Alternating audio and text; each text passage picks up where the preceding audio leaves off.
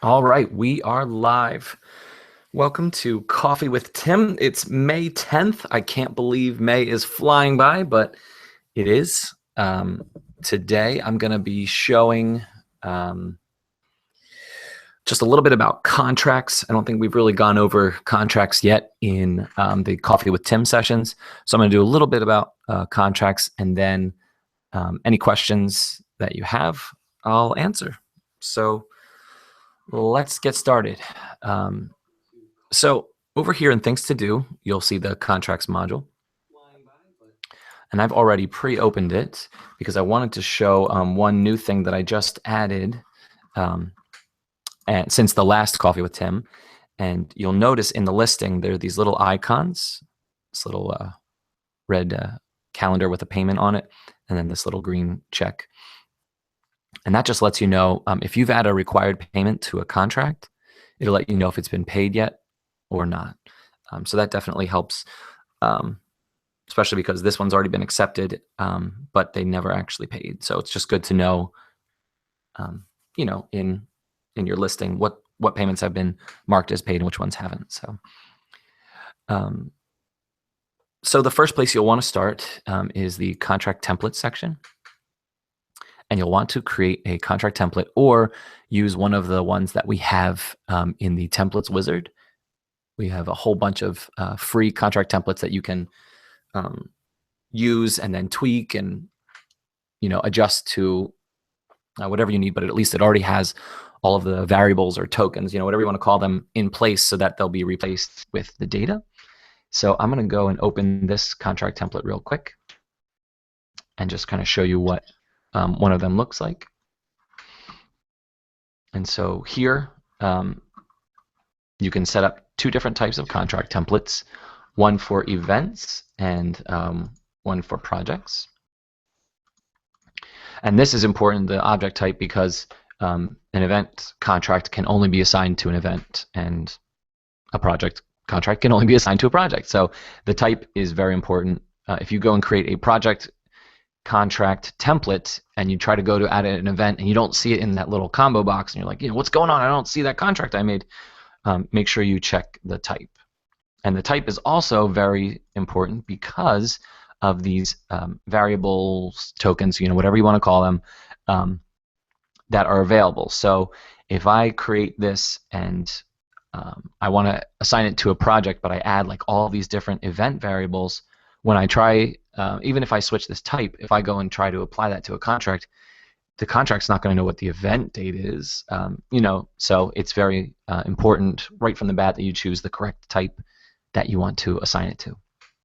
Then you'll see in here, anywhere where you would have had a client's name or something like that, you can replace with these guys. And so there's lots of variables for the event data, today's date, general client information, actual individual client information. So it's broken down by first and last for each contact, or then first, then last, phone and email. It's all broken down by contacts. Then if you have an invoice associated with your contract, you can also populate it with the invoice data. And one thing that a lot of people ask about is, in my contract, how do I list out everything that they've ordered in the contract? That's where this invoice line items variable comes into play. It will, in fact, it's right here. It will list out everything that's all the line items in your invoice right in here. So everything that they've ordered in like a proposal or manually will all be then listed out inside your contract. And so, yeah. And then also, if you go and add custom fields, you'll see them here. I mean, these are just my test. I added 3 client custom fields, which they're all just demo ones. Enter the question text. And then I went into the event module and added 3 event custom fields. And so some people have had like, link to mobile gallery and as a custom field, and in their event they enter the actual link to their like Pixifi gallery or something like that. Then in this variable, when they add it to their contract, it would get replaced with that actual link or whatever you have in your custom field. And so what you can do is, as you have all of your contract text, you can just go and replace it with the different variables. Also, it supports, as you see here, initial fields. You can click on this little button at the top, add initial field, or add a checkbox, or this one that was added, I think, last year, add a required checkbox. So the difference between a required checkbox and a regular checkbox, if you have like a whole bunch of different options you want them to click on, just use the regular checkbox. But if you want to make sure that they can't even sign it until they check off a checkbox that they read, the terms, then use a required checkbox. And once you've set up everything in your contract template, just hit update. And then here, let's just leave that. So now you've got that. Now what you'll want to do is, there's multiple ways to do this. You can either add that contract template to your proposal and book that way. I'm just going to, for this example, show you how to create a contract for an existing event. So let's just change this filter and show me everything. All right, so I'm just going to go to this test wedding.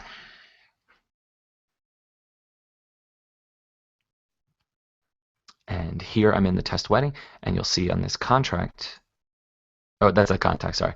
My eyes are so funny. So here I'm going to go to the contract tab and click create new contract. Now, by default, it'll automatically try and find the first invoice that has been associated with this event.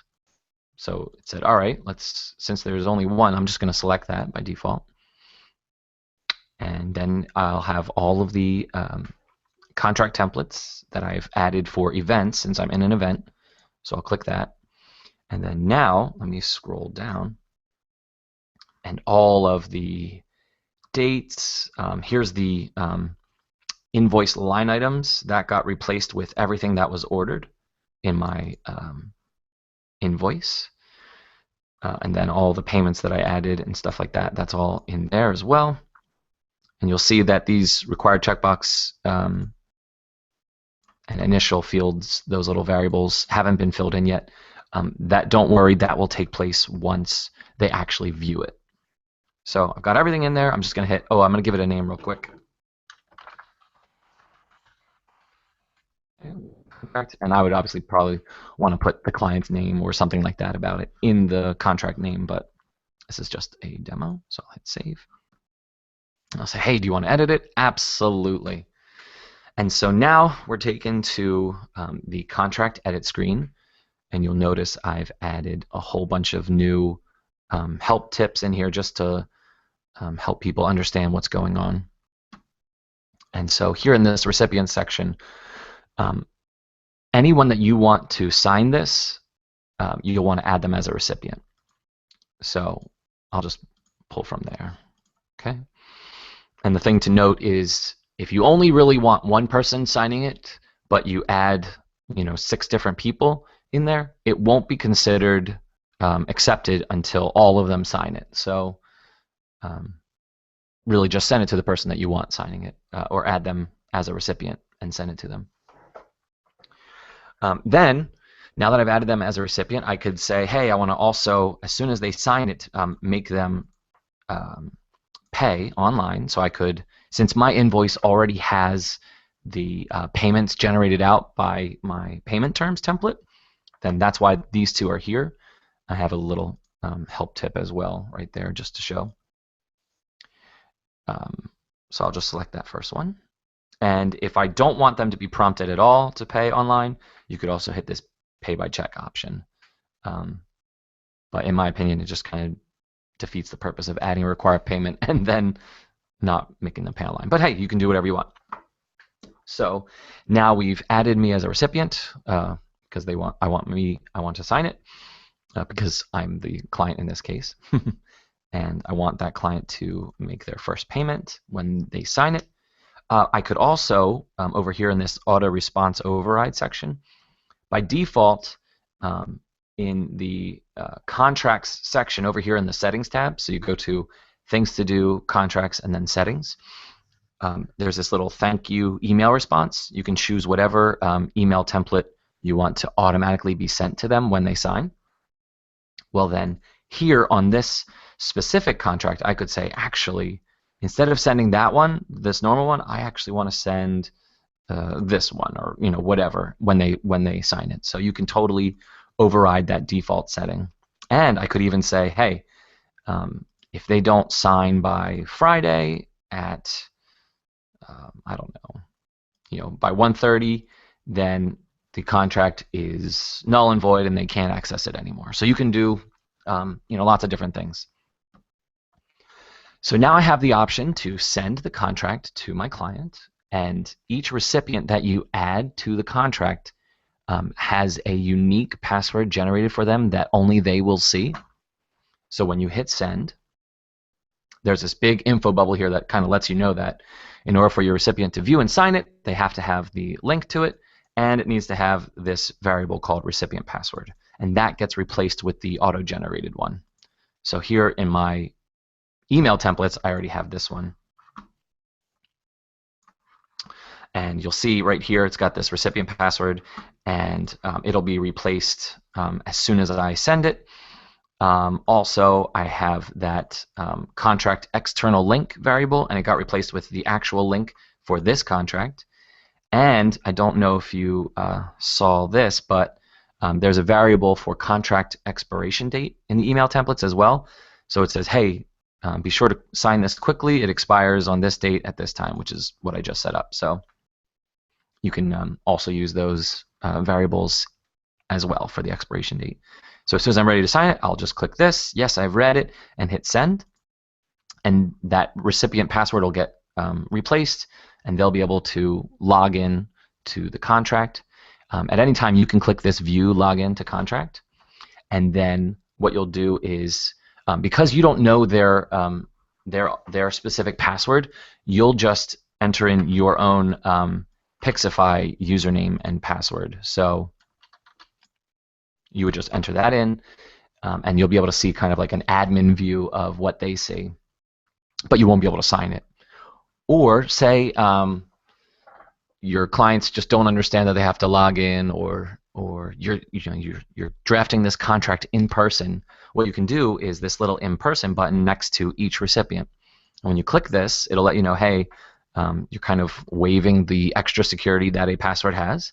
You just click this button, it will open the contract in a new tab, and I don't know if you see in the URL bar up here, the little address bar, but it has a unique link as well. So now I'm signing as Test Timmy, and so you would just send them this link or open it up on your iPad or your laptop, and they won't even need their password. They can just come right here, and they see all the info, and they have to initial and check off the check boxes, and you'll see right here the signed contract button doesn't work until all of my required check boxes, there you go, are filled out.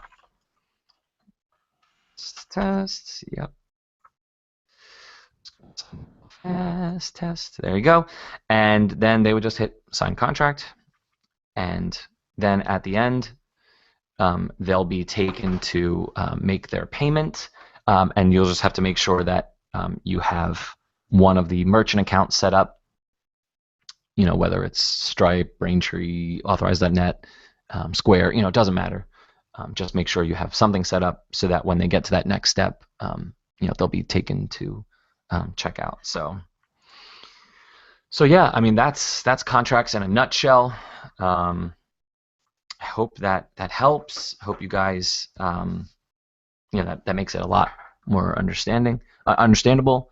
Does anyone have any questions about contracts or just anything in general?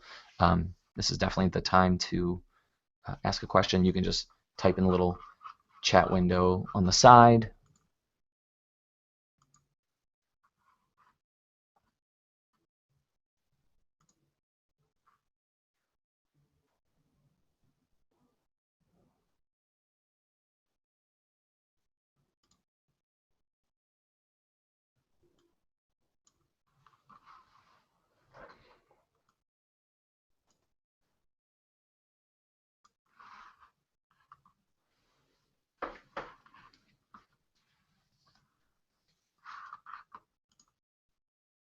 Tim, did you show how to do the cell tables in the contract? No, I didn't. Actually, that's a good point. So I'm going to open up a contract template real quick. So there's definitely something to know about using tables in contracts. Like here in this contract that I just had, I'm going to hit the little preview button and it's going to generate a PDF so I can see what it looks like, all signed up and everything.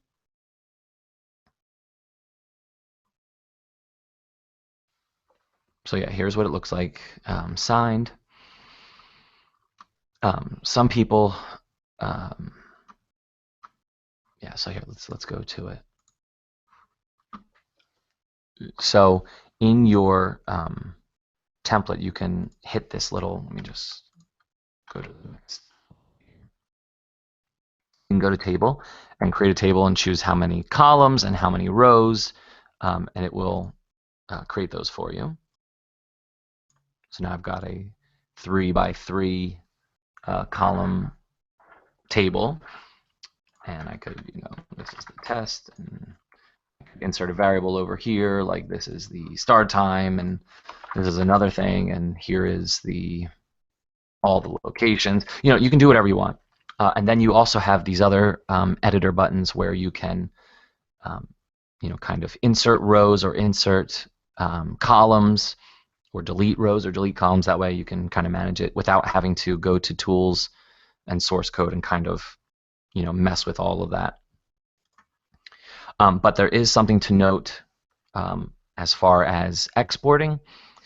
I would highly suggest that in your width property of the table, you set it to 100% rather than a fixed like pixel width, because sometimes if it's too wide, it'll just get all clipped off in the PDF that gets generated. So you really won't you won't even really be able to see it in the PDF export. So I guess that would be the only thing you'd really want to go into the source code and look for that little table and just set its width.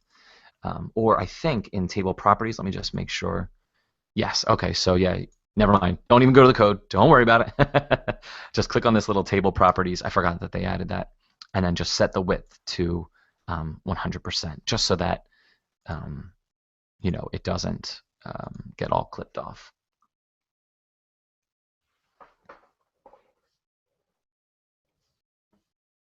So yeah, I hope that that answers your question.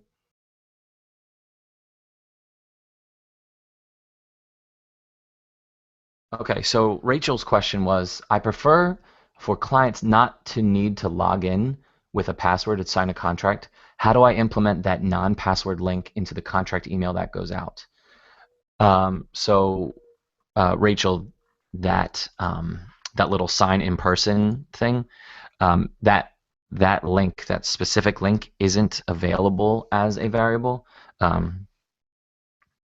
So you would just want to, copy the link address that it creates, and then just paste that into the email that you send them.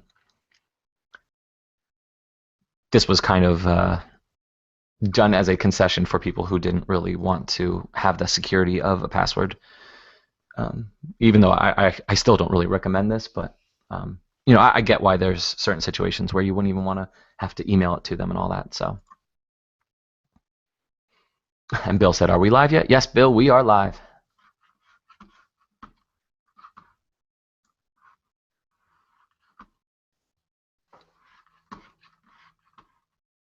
Does anyone else have any other questions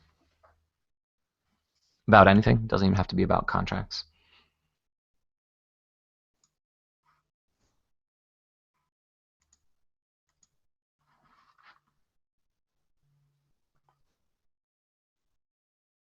Okay, so Tammy said, is there a way to import a contract? Yes and no. When you click Add New Contract Template, you can just paste in all of the text from your contract template that you currently use, and then every place where you have like the first name and last name, once you choose the actual type, then you can then replace it with all of the the different variables and stuff for their info. So that way you don't have to type, their information every single time you create a contract.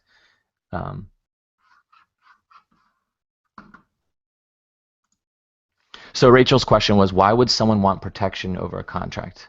It's not really for privacy. It's more for kind of covering your butt.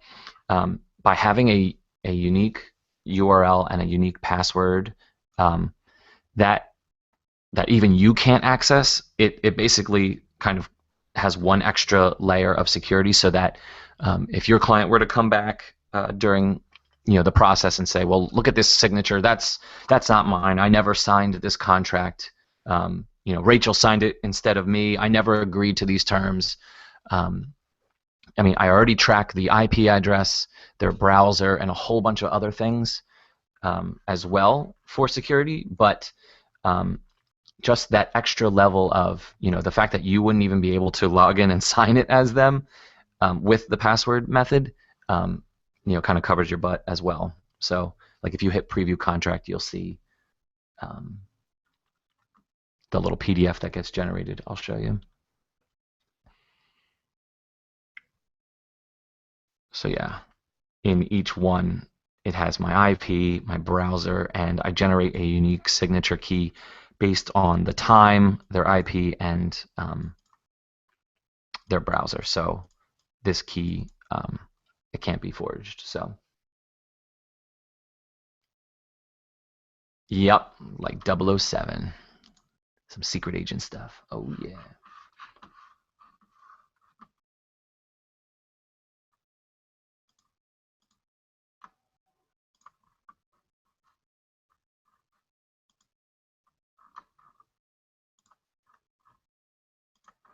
Does anyone else have a question that they want to see about anything?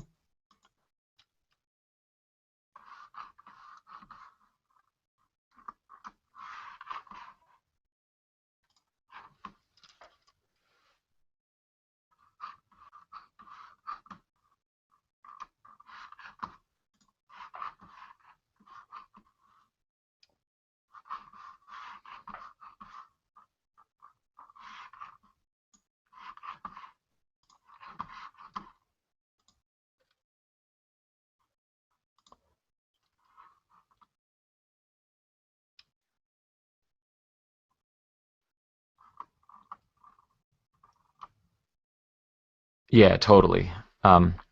Last week's Coffee with Tim, I went over this whole workflow visualizer and how to set up workflow templates and all that stuff. So yeah, definitely feel free to go watch the one from last week, and you can get educated and all that good stuff. So yeah, I try to break it down, make it easy to understand.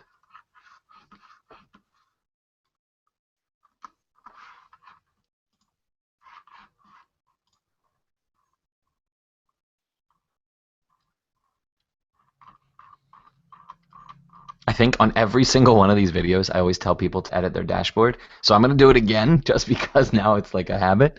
But anyway, if you haven't edited your dashboard and customize it, go to dashboard and then edit dashboard. I think this is like now it's just becoming an inside joke. But from the available widgets, just drag and drop whatever ones you want to use, and then hit save, and then you'll see a whole new beautiful dashboard appear. So customize it. You won't regret it.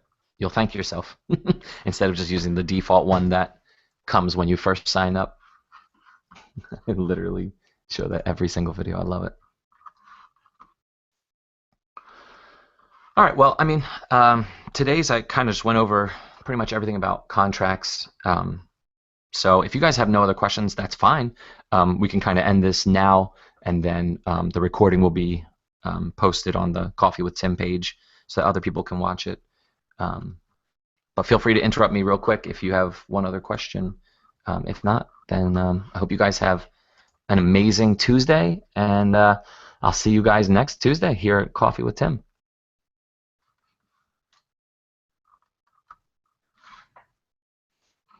All right, awesome. Have a great day, everybody. Peace out.